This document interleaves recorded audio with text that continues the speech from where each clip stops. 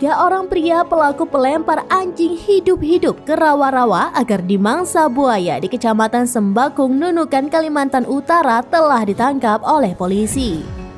Aksi sadis yang dikecam banyak pihak ini diketahui dilakukan oleh tiga pria yang merupakan buruh PT Jaya Ministri Lestari atau PT JML, perusahaan yang terafiliasi dengan Pertamina.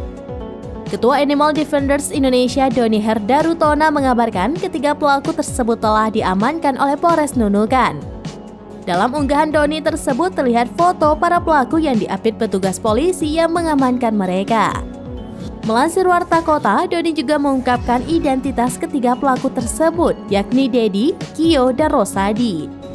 Para pelaku pelempar anjing hidup ke buaya yang diduga merupakan karyawan yang terafiliasi dengan BUMN telah diidentifikasi.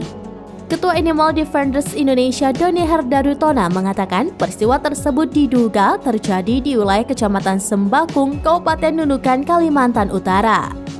Dia pun mendesak agar pihak Pertamina menjatuhkan sanksi terhadap pelaku dan perekam karena memakai peralatan perusahaan pada lingkup kerja untuk melakukan perbuatan yang tidak patut.